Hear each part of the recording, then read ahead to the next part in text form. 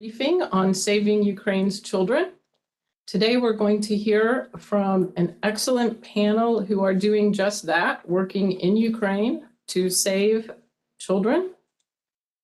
As we start, I would like to mention that any of you online are welcome to put questions in the chat box at any time. If you click on the three dots at the bottom of your screen, then you can just type your question into the chat box. So with that, let's get started. Ukraine's children are suffering serious injury and trauma due to Russia's genocidal war on Ukraine. According to the United Nations, almost 2/3 of the country's children have been displaced. Thousands have been injured, and although UNICEF has said that more than 1,000 children have been killed, that number is likely much, much higher, as there's no reliable way to verify how many civilians have been killed, particularly in the most decimated areas of Ukraine, like Mariupol, where, just to give one example, Russian forces bombed a theater housing hundreds of civilians despite clear markings that children were present. Since the beginning of the war, international and non-governmental organizations have worked to evacuate children from these war zones, including some of our panelists today, who have rescued about 70,000 children since February, many of them from orphanages and with special needs. Prior to the war, Ukraine had the largest number of children in institutional care in Europe, as many as 100,000. In addition to the immediate dangers of war, the effects of war on children could have lasting consequences. Many Ukrainian children have witnessed unimaginable violence, including the murders of their own parents or family members. They have had to endure the stress of being under almost constant bombardment in fear for their safety. Others have experienced hunger, cold, and weeks spent hiding in wet, frigid basements without daylight or fresh air, and without sanitation or health care.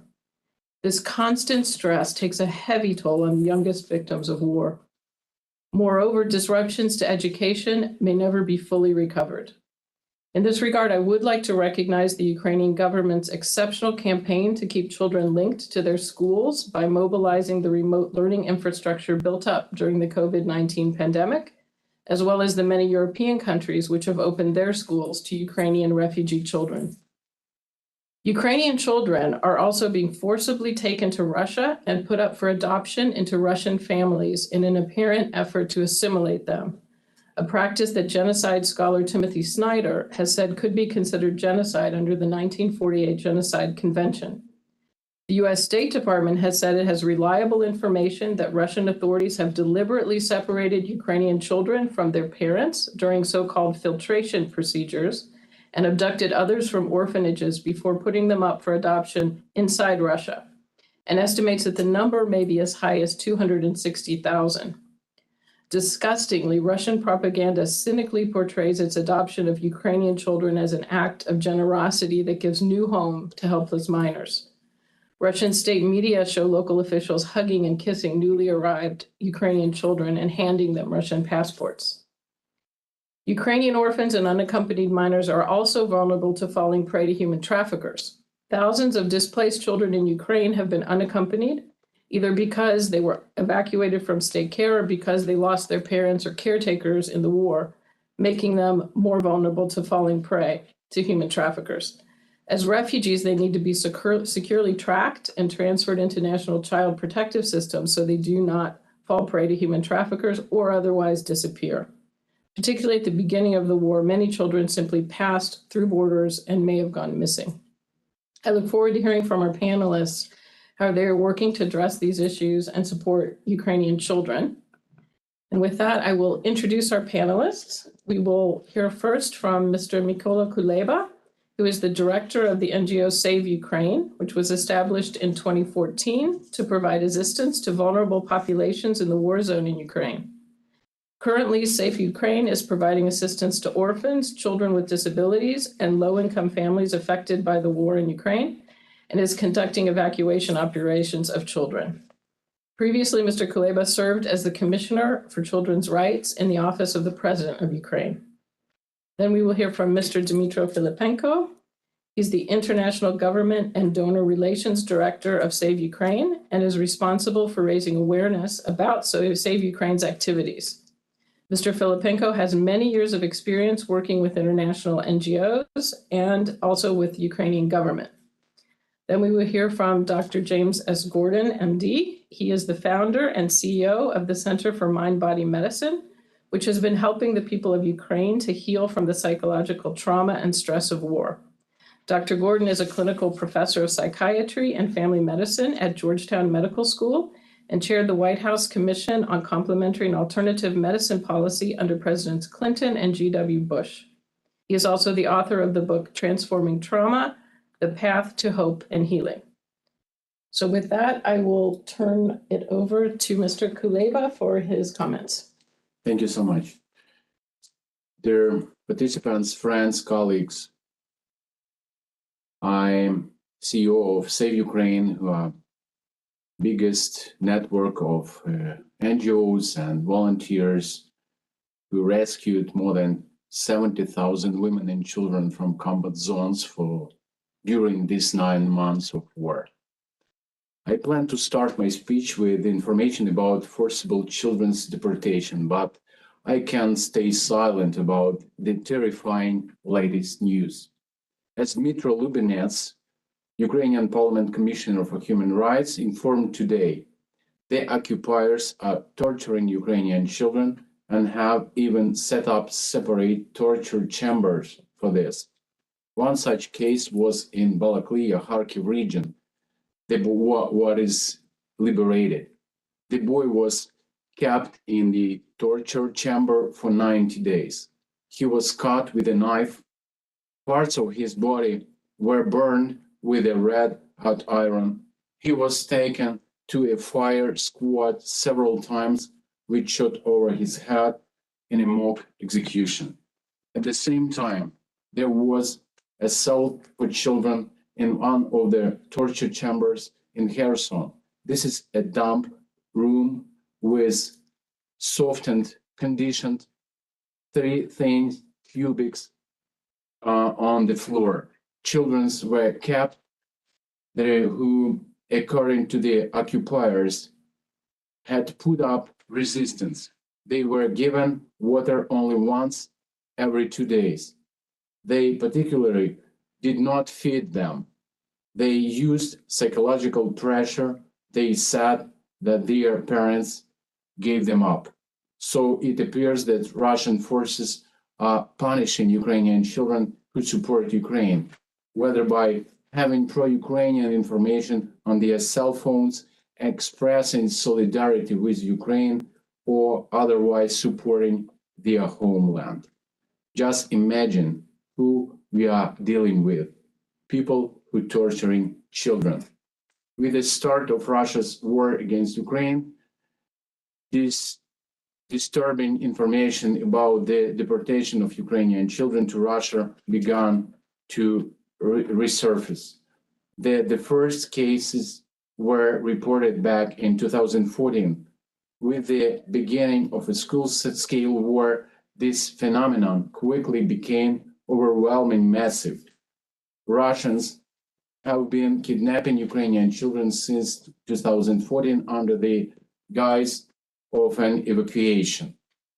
The kidnapped children were later brainwashed, and now they wield weapons against their fellow Ukrainians, manipulated into fighting of Russia's side.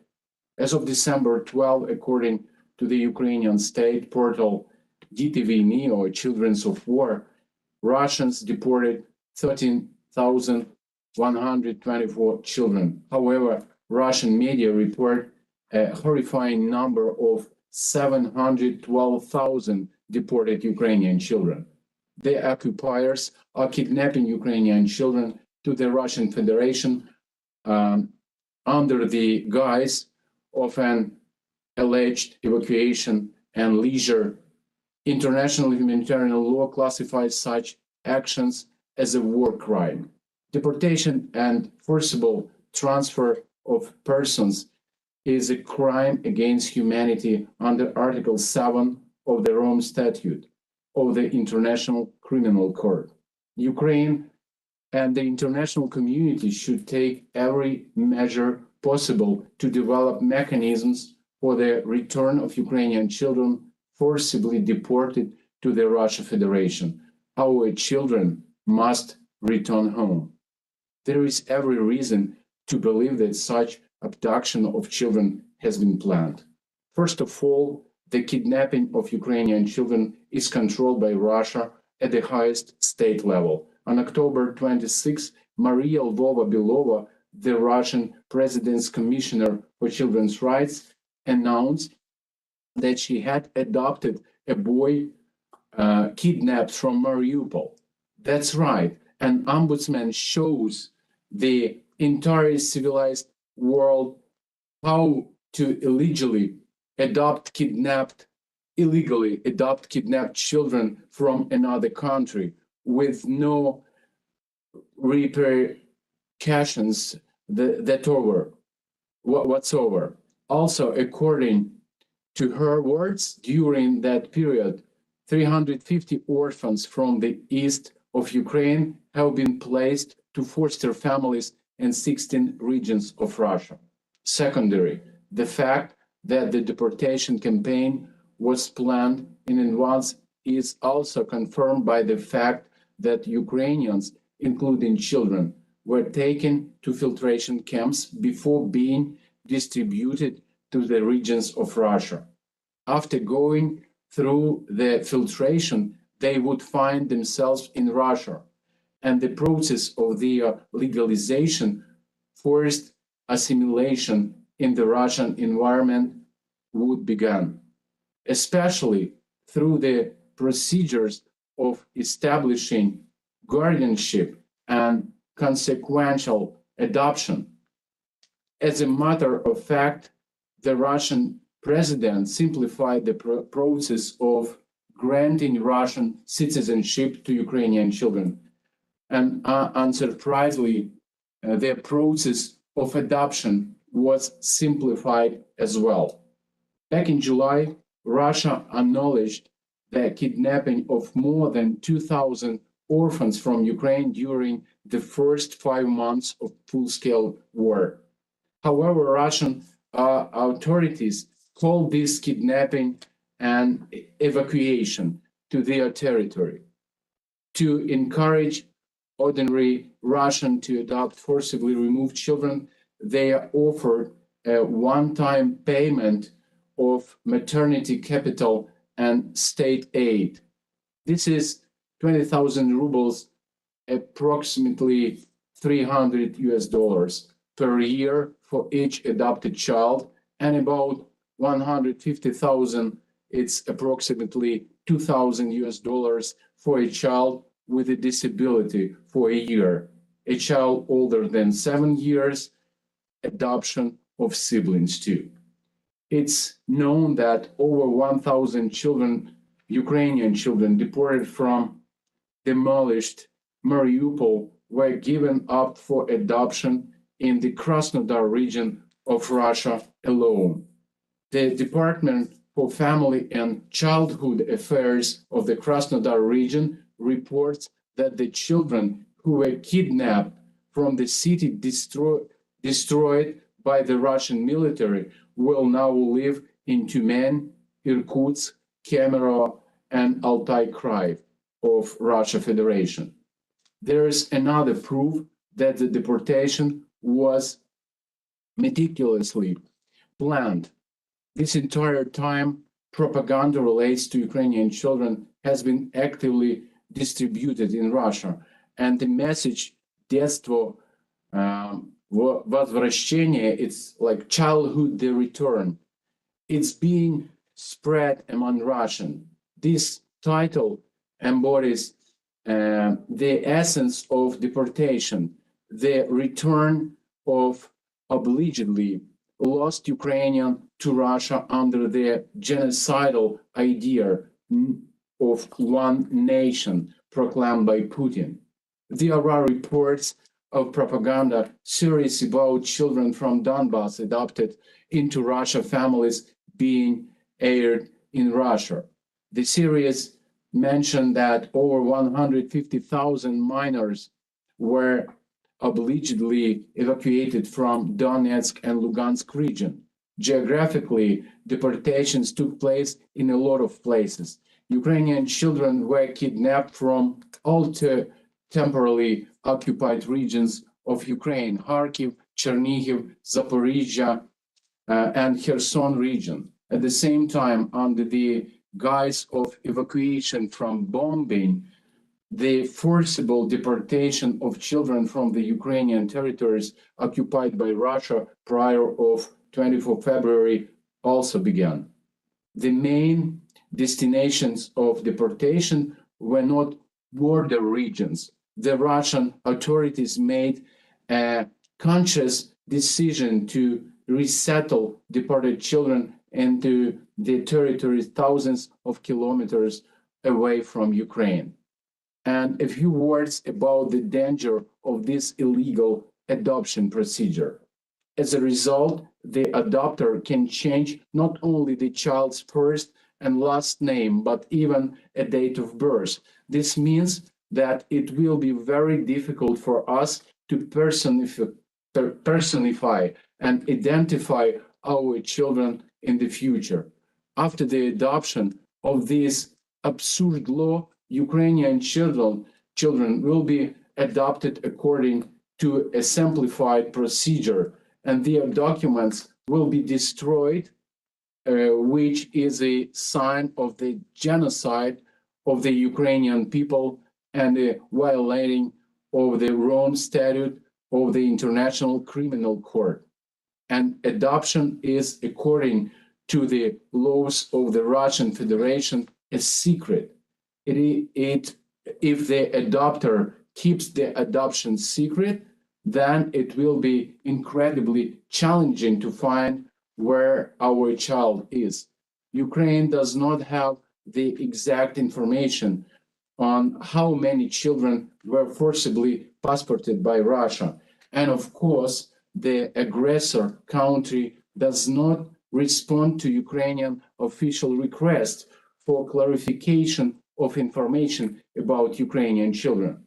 These days, Russia is conducting an active state campaign to promote the adoption of forcibly deported Ukrainian children with the aim of their integration into the Russian community. And the head of Chechnya, Ramzan Kadyrov, personally boasted that he had taken in problematic teenagers from Ukrainian orphanages.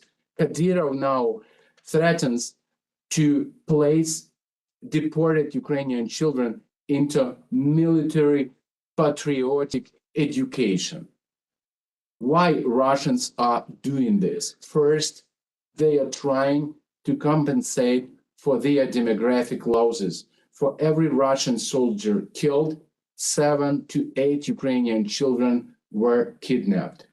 Second, destruction of the Ukrainian ethnic groups.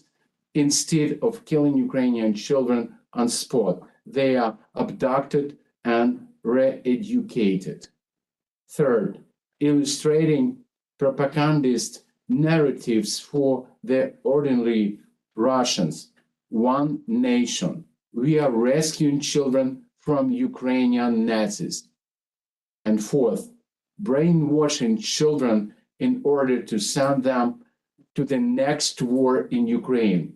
The 18-20 years old soldiers from the so-called Donbas republics are currently fighting on the Russian side. 8 years ago, they were 10 or 12 years old children who were brainwashed by Russia and the occupation authorities. And we have video proof of this. Save Ukraine team organized a special operation to return Ukrainian children who were forcibly deported to the Russian Federation. These children are from towns of Izum and Kupiansk Kharkiv region. Those cities were occupied by Russian army at the beginning of March. The occupiers essentially kidnapped the children, allegedly for rest and recover to the city of Gelendzhik, Russia. The children had to be returned to their families in 2 weeks. However, this didn't happen. The management of illustration where the children are being held refuses to return the children of their families. It is how at the moment the children are being forcibly detained in the city of Anapa, Russian Federation. The children's mother have asked Save Ukraine to help rescue the child from Russian captivity. I can tell you a lot about these rescue operations because it's very dangerous for our team and for these children and for this mother. We are planning next special operation, and just now we provide special operations about rescuing of these children. And in the end, so far this morning, our group has taken 3 more girls from one of the city and another almost 20 children going from another region. Among them is the children whom parents are militaries. It's very hard for these parents to go to Russian Federation and take these children back. And these children are hostages. And we need strong support. And please stand with us. I am so grateful that you praying for us and standing with us in this time, and we will win together. Thank you so much. Thank you, Nikolai, and I can tell you that the Helsinki Commission does stand with you. So with that, Mr. Filipenko. Thank you, Janice. Hello, friends. I just wanted to share with you a little bit more details about the work Save Ukraine doing to rescue children and families with children, and the way we're doing this. So next slide, please. Yes.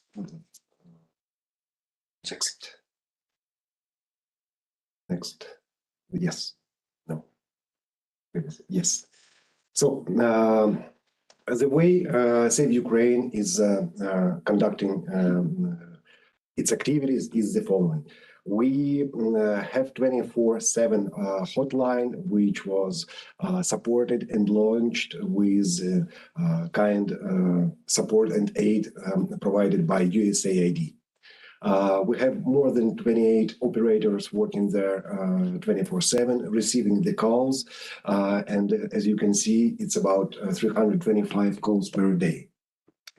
After receiving the call, our professional logistic teams develop operations about extracting and transporting evacuees to the safer places. Since the beginning of the war, thanks to our partners and our supporters and the US government, we have now more than 60 cars, including ambulances, armored vehicles, armored buses, and more than 300 professionals conduct evacuations every day. So after receiving the call from relatives or directly from those who require evacuation, our team extracts the family or even the orphanage from the combat zone and bring them to one of our evacuation points when they can receive initial health assistance, where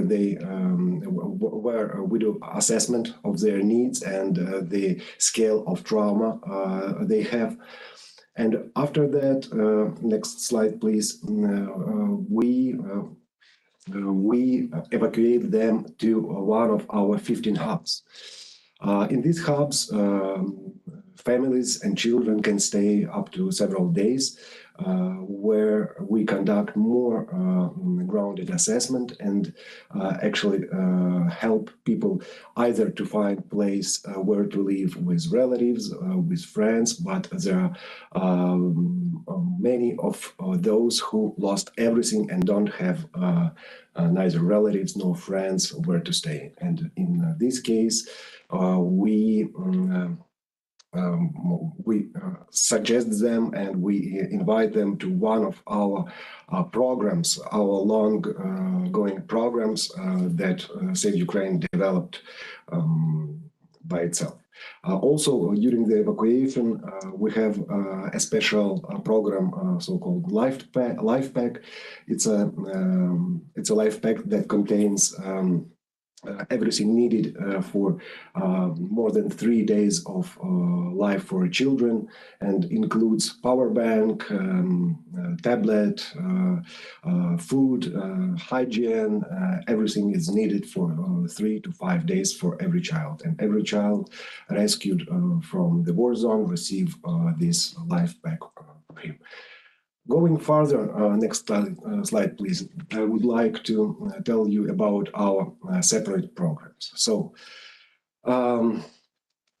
after the needs assessment in one of our hubs, as I mentioned before, and depending on the scale of psychological trauma, we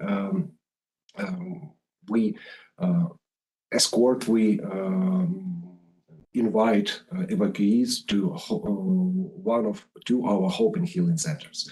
Hope and Healing Centers, it's the capacity of our 2 Hope and Healing Centers is up to 400 people. It's mostly children with mothers. About 70% of those residents of our Hope and Healing Centers are children.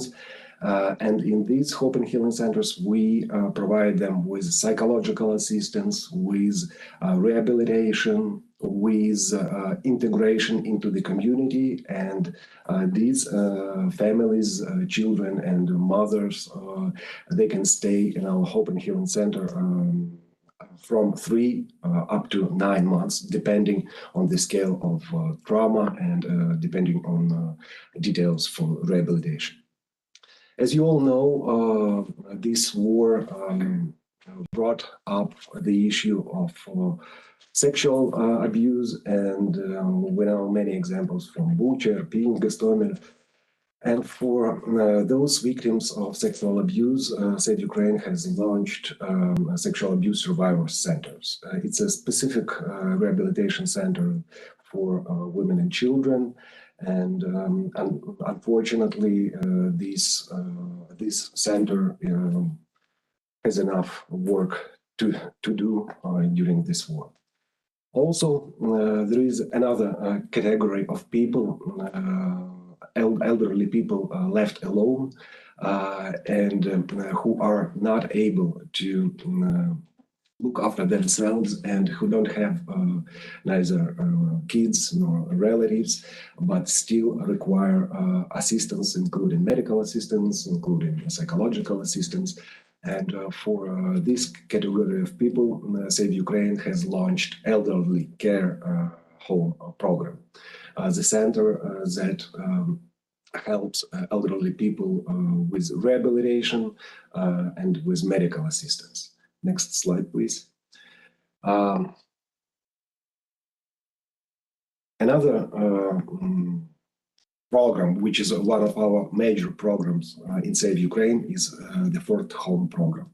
As you can see from the slide, we developed and we produce one fourth home per day. It's a shelter that is fully equipped with everything needed, including kitchen, including restroom, including a small bedroom, and also, which is very important, is accessible and developed for people and children with disabilities.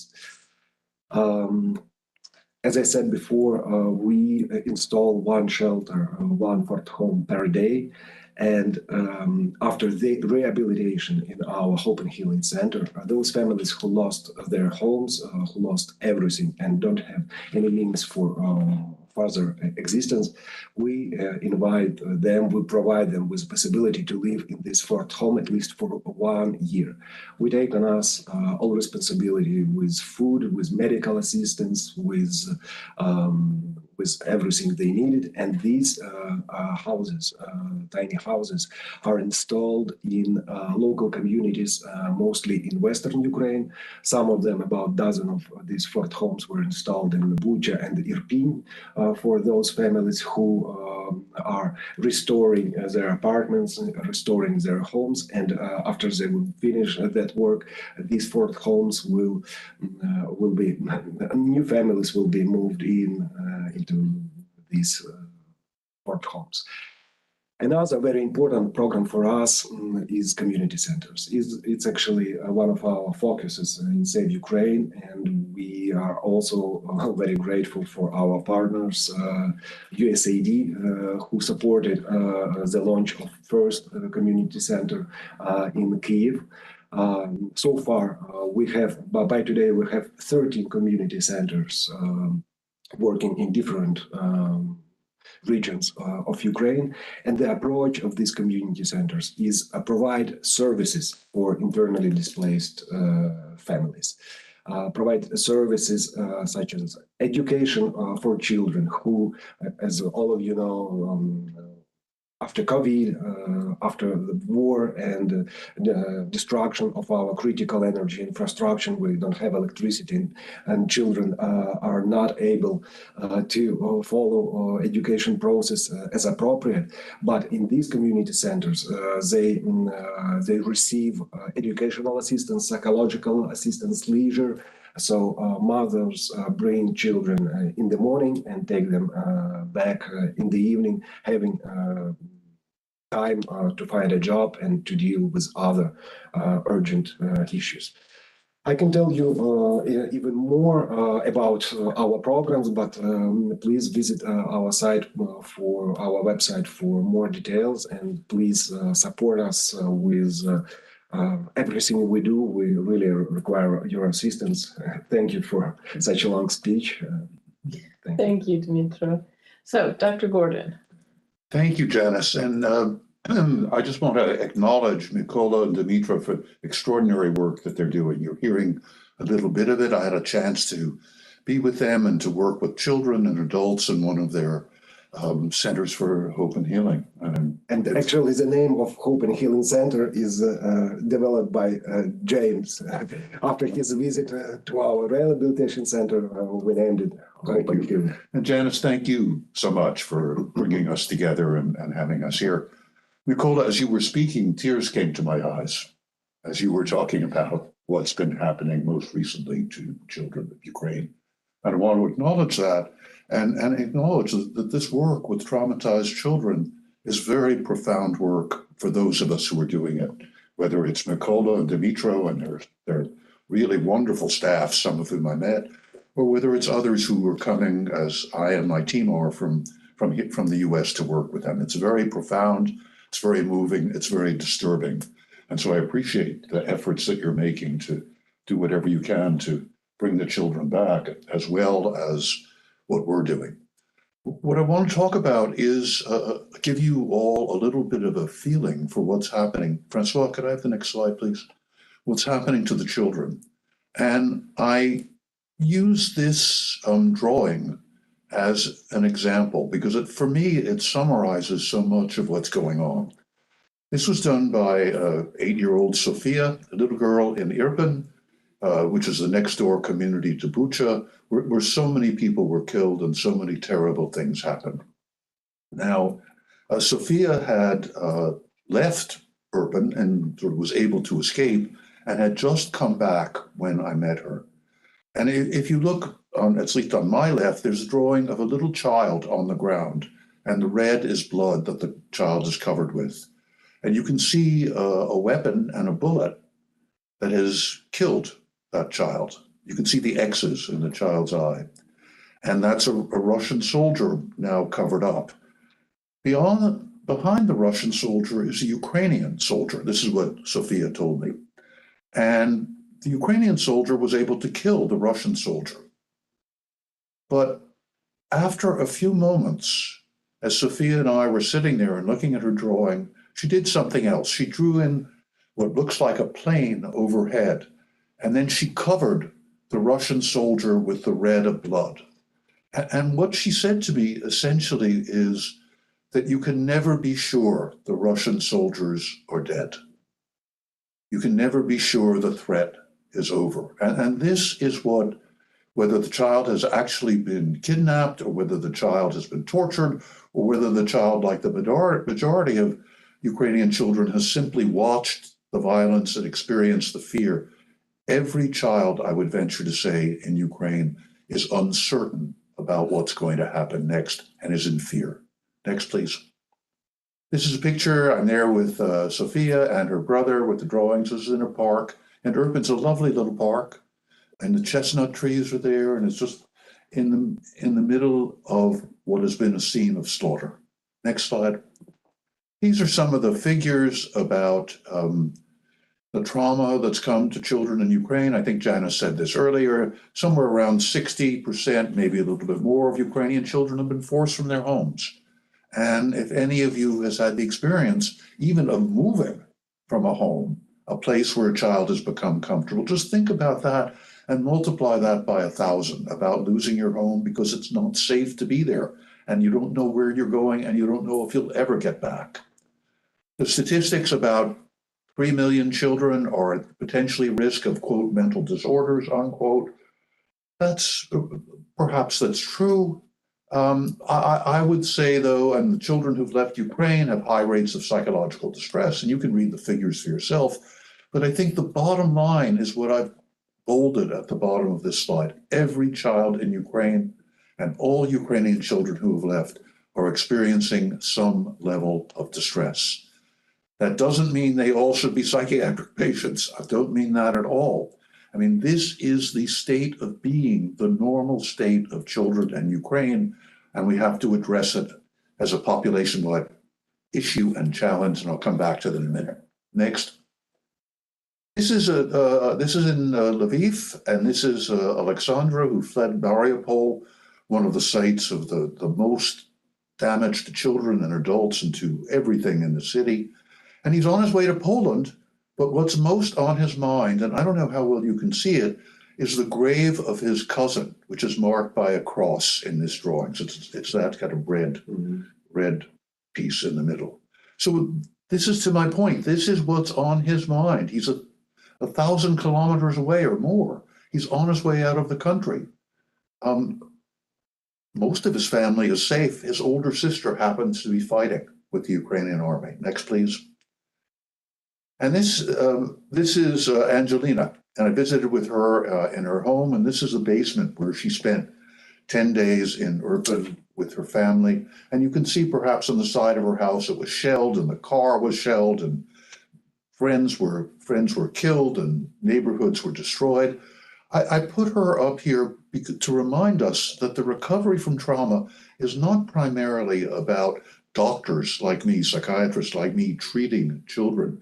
It's about creating a whole culture of recovery and giving the young people an opportunity to participate in that recovery. And I think that's something we all aim to do, and that itself, and this is true of Angelina, who's working on a hotline, and one of those hotlines that is reaching people who are still under, and particularly children, still under Russian occupation. Next, Francois, please. This is the Center for Mind-Body Medicine. We have what may be the world's largest, most effective evidence-based program for working with population-wide psychological trauma and stress. And we are creating a healing community and a community of healers. This is not about case finding. Yes, to be sure, there are children who will need the services of very skilled professionals in individual therapy. Our experience, next slide, in many places, or next slide, please, many places around the world, and you can see them here. In Kosovo, during and after the war, where I first began to work with the Organization for Security and Cooperation in Europe, in Israel, Gaza, Haiti, many places in the United States, in Jordan with Syrian refugees, and Central Asian republics, and South Sudan, and now in Ukraine, that this is a population-wide challenge. This is public health. This is education. This is mobilizing a whole community. It is not primarily about treating individuals, that everyone is affected, the entire country is affected, and all of its children are. Next, please, Francois. This is a randomized controlled trial of our work with war traumatized children in Kosovo. We published 25 studies in peer-reviewed journals on our model of self-care, mutual support, and community building. Important thing is how many of these kids who originally qualified for the diagnosis of post-traumatic stress disorder, anxiety, depression, fear, difficulty concentrating, nightmares, flashbacks, social isolation, emotional numbing. 82% of the kids who began 12-week-long groups suffering in that way in a region where 80% of the homes were destroyed and 20% of the high school kids lost one or both parents. Over 80% of those kids no longer qualified for the diagnosis after 12 sessions of learning how to understand and take care of themselves and sharing their pain and their experience with other children and a leader. And those gains were maintained at 3 months follow-up. This is a great result. We've obtained similar results, particularly in Gaza, which has had 5 major wars in the last 15 years. But what's also important, and this is very important, and one of the reasons we're looking to Save Ukraine as a major partner, is this work in Kosovo was done by rural high school teachers. And we can train people, we are training people who are intelligent, committed to helping the children and the families in their communities, and willing to get supervision and mentorship that they can do an amazing job. And this is what we saw in Kosovo and what we've seen repeatedly all over in many places on 3 continents, as well as here in the United States. Next, please. This is an article from the New York Times about our work, just talking about how effective it is. Next, please.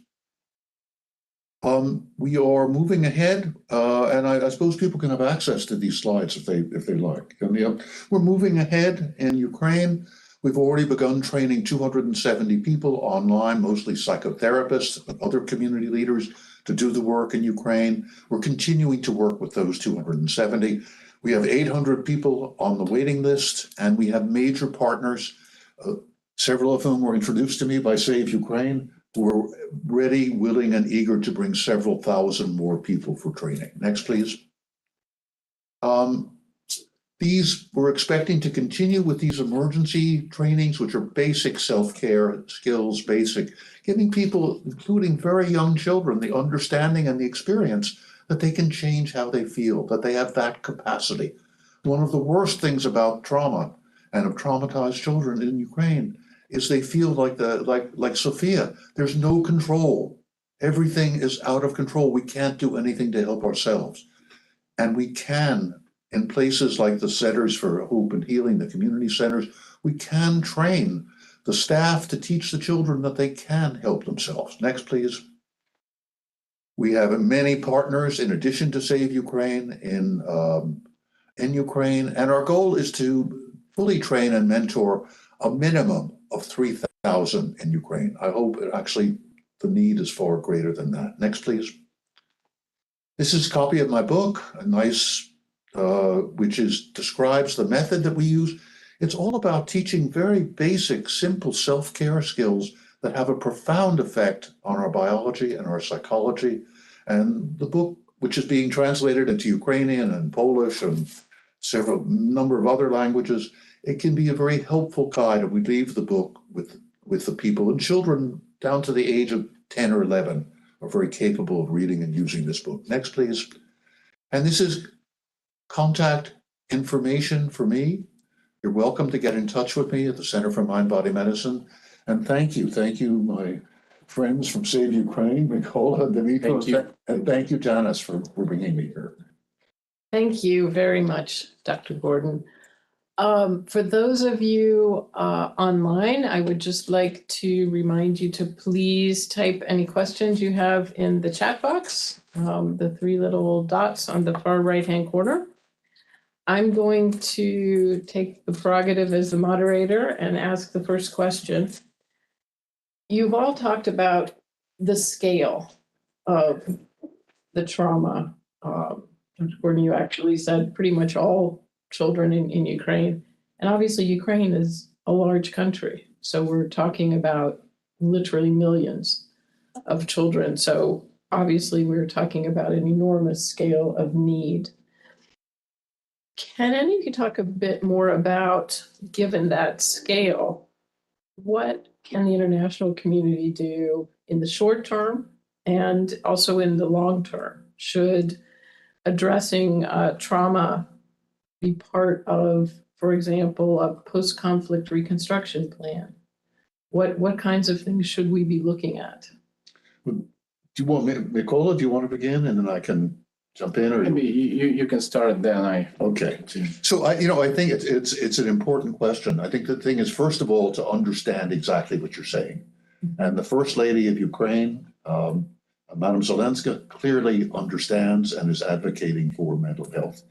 Second is to understand that the scope, that it really is true. And all you have to do is talk with the kids or talk with the parents. I talked with one of the sort of Ukraine's remarkable intellectuals in Lviv, saying, I'm not in a combat zone, my daughter's not, but neither of us is normal. And they look normal, just like Sophia. It's not. So this is an enormous problem, and it has to be regarded as a public health problem. And organizations like ours and Save Ukraine have to be funded to be able to provide these services on a mass scale. It's not about just having a certain number of psychologists or psychiatrists or social workers. No, it's about training massive numbers of people in the community to work with these kids. And the benefit, the added benefit, aside from the kids, is to the people who are being trained. Many veterans, for example, are coming back and they want to find something. I've talked with the veterans, Ukrainian veterans. They want to find something useful to do. And this is something that can give people an opportunity to rebuilding the country. I think just one other thing, and I'll turn it over to Mikola, is this is a war on innocence. This is a war on children. This is a war on the future, and it is a genocidal war. And so everybody has to be mobilized to see these children. These are the future of the country. And the children who've been in Russia and who will hopefully be brought back, they especially, but they don't need to be set aside as a special group. The whole idea is to bring them together and work with them as part of the whole population. So this is not about psychopathology. This is about a whole population that has experienced extraordinary trauma. Thank you, James. And it's really war on children, and all children traumatized. And I wanna point your attention on data. Half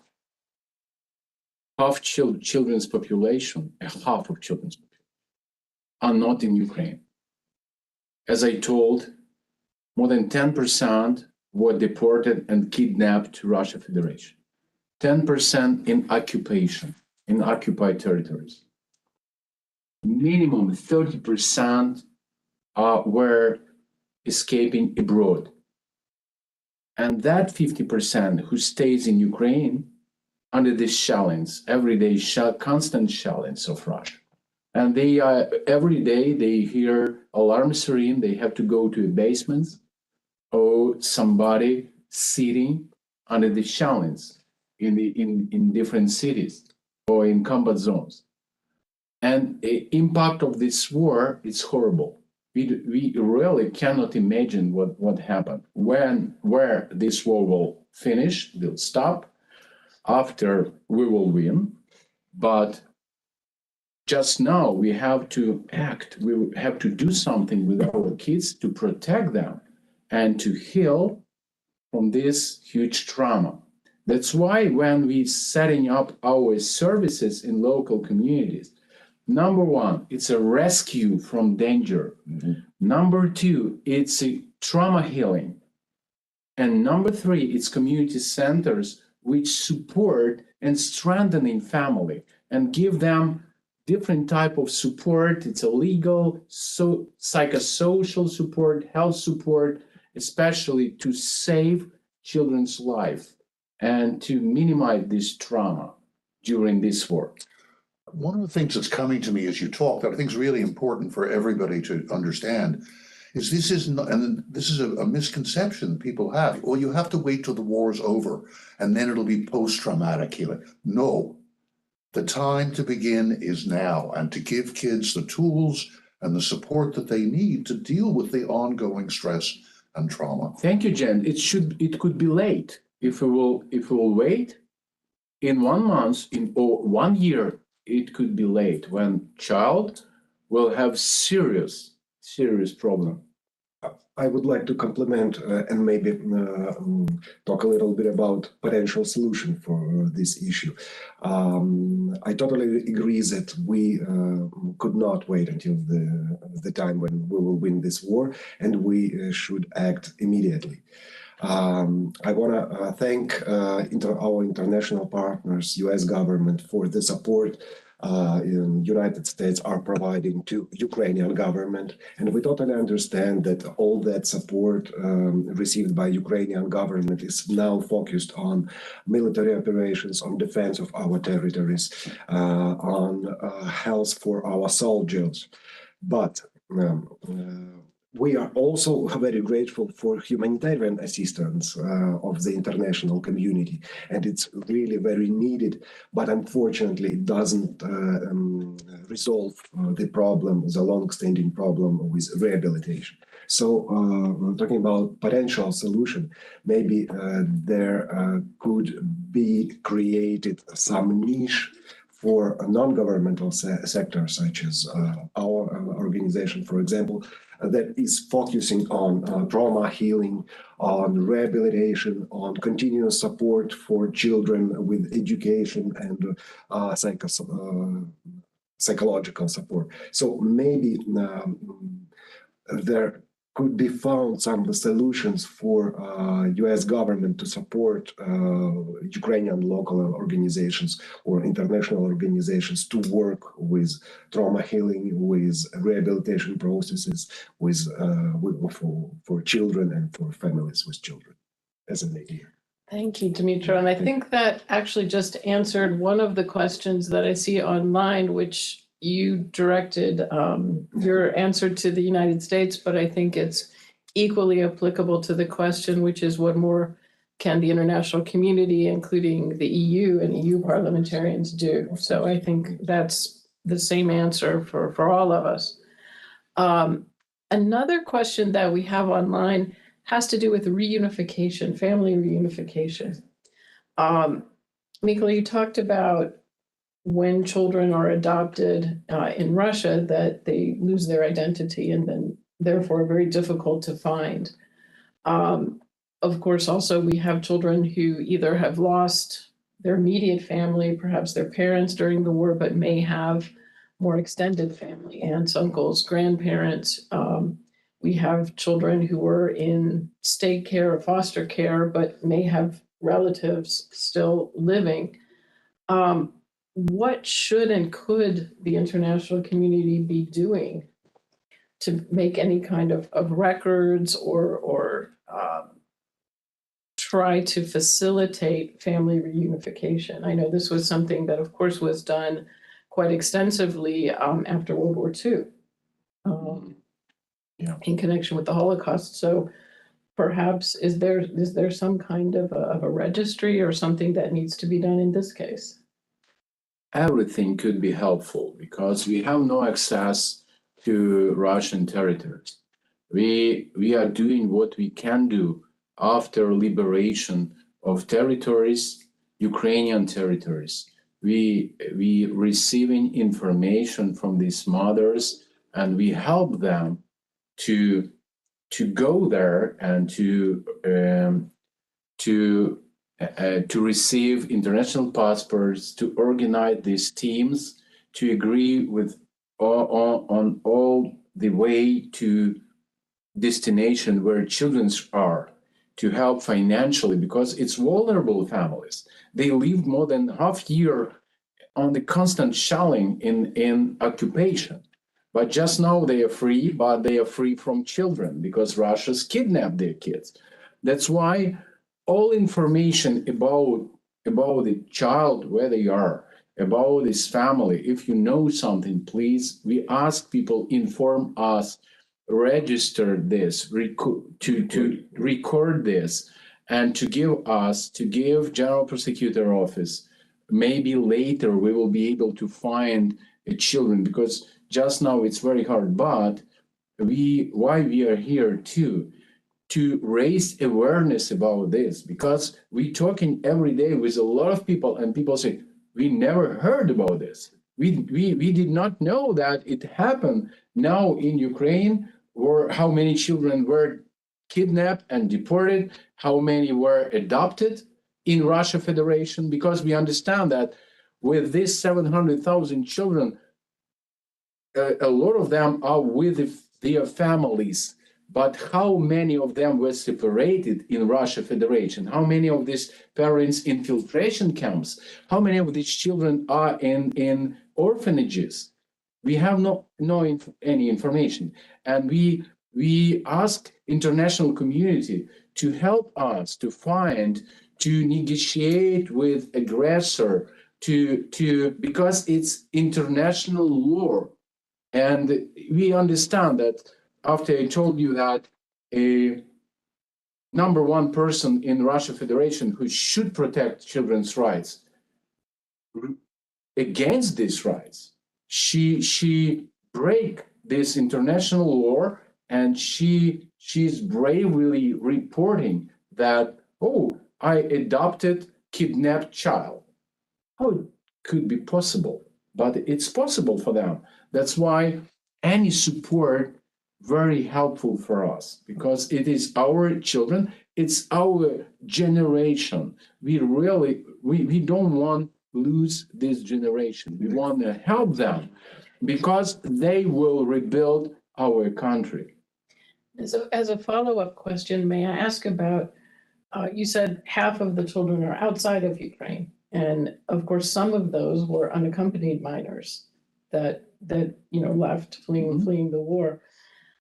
What kind of programs are in place to track children who are unaccompanied that are in the refugee flows, to make sure that they don't go missing or fall prey to traffickers, that they can come home and to their families?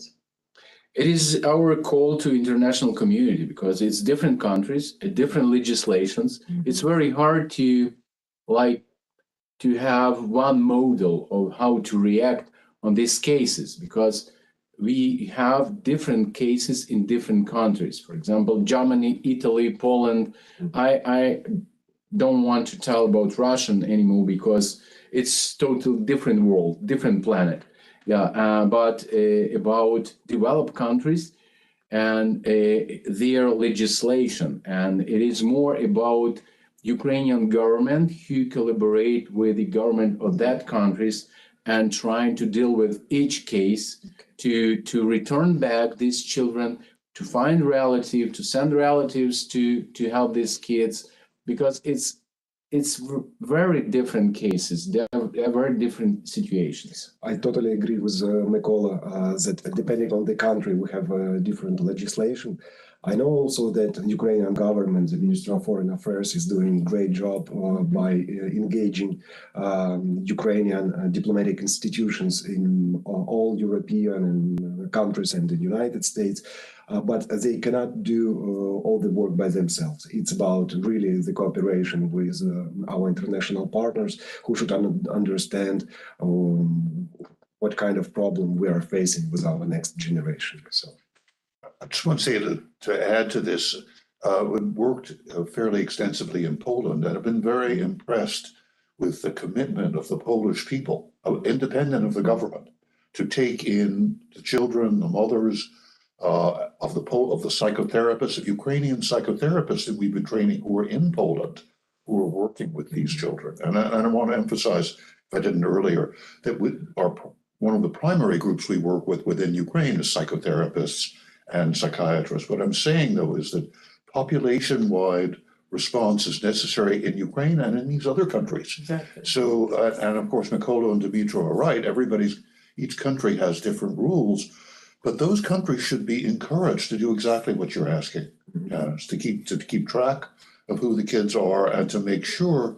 And the services need to be fairly extensive. The kids, for example, in Poland, who are learning Polish, the teachers tell me, and the psychologists who are working with them, is these kids are very traumatized, and they've escaped because their dads are fighting in the war, or their dads are still in Ukraine, and maybe they're with their mother, or maybe they're on their own. But and they're every day.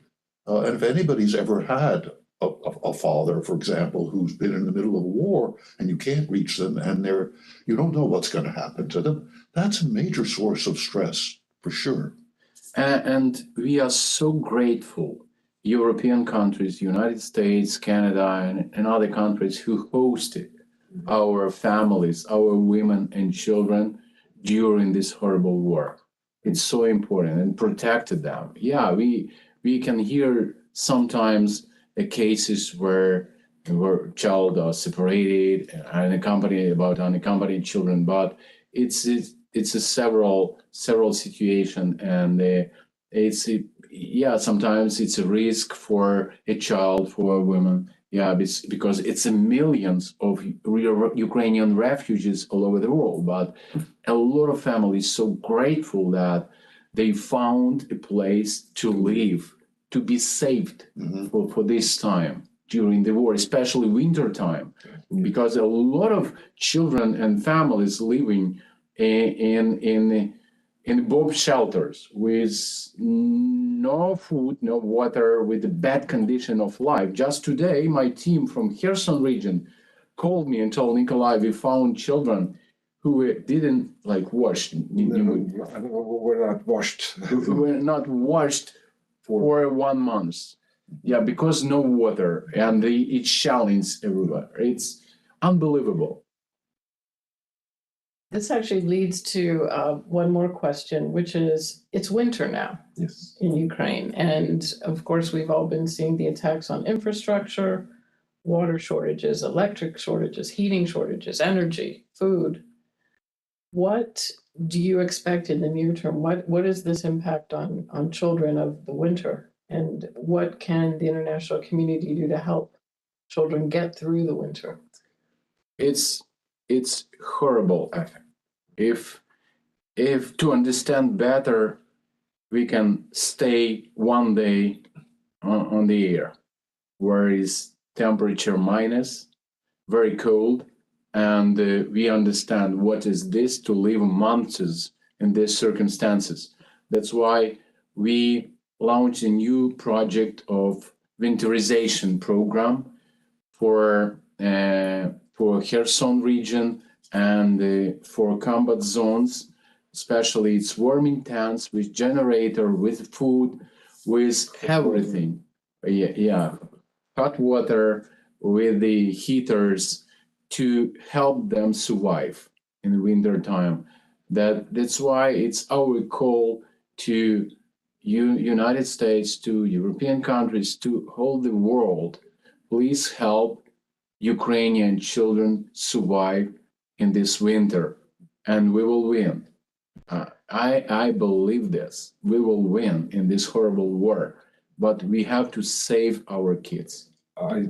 I totally agree with Mykola. I just wanted to compliment that, of course, the influence, the impact of the war during the winter is incredible.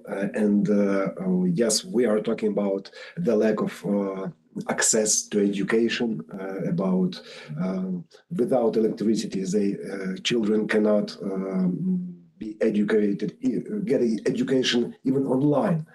So during COVID, it was at least possible for online education, but now without electricity, it's almost impossible.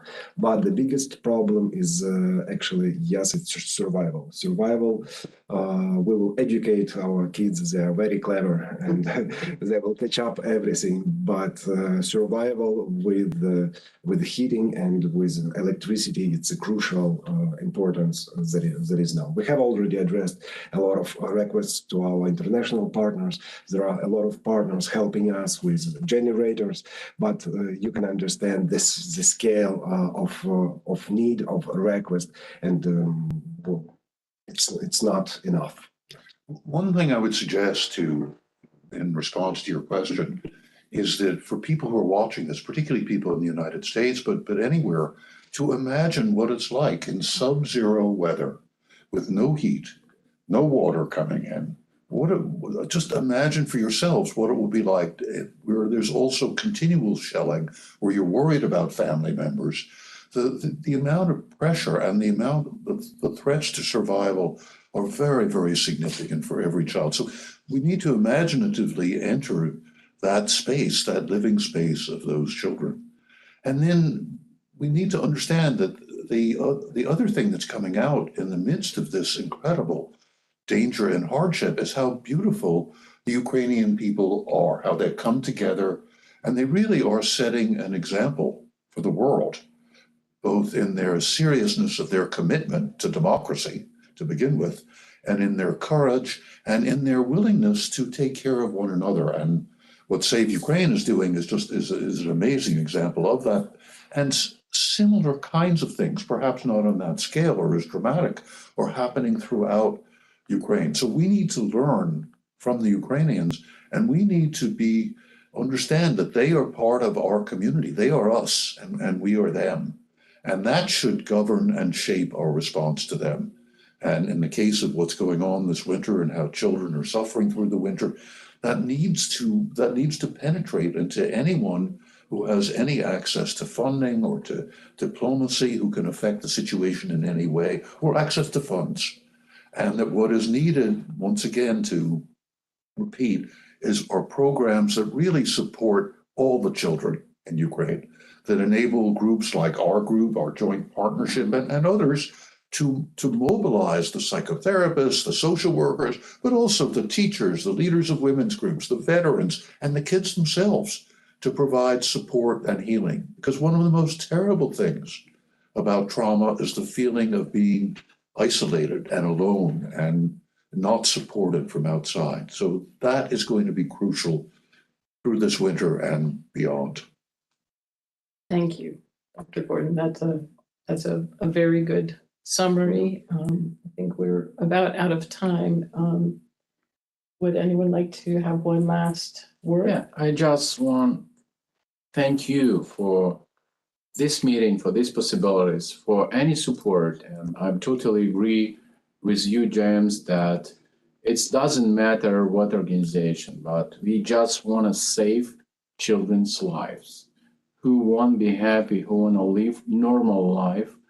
It's hard to understand what happened with them in my country, especially my family is refugees because they cannot live under the shells and sit in the bomb shelters. But a lot of families live there in combat zones and with no any support, and sometimes asking why social services cannot help, cannot work. We have no social services in combat zones. We have families who survive, and we have militaries who protect our land and who fighting for our children, for our families. And we have a lot of volunteers who are fighting for our kids too, a lot of organization, and your support critical. We without this, we will not be able to survive. That's why any support, if you know any organization, please help, please, because Ukraine should survive. Ukraine must win as soon as possible and rebuild our country, rebuild lives of millions of Ukrainian children. Thank you so much. Thank you. Thank you. Thank you all.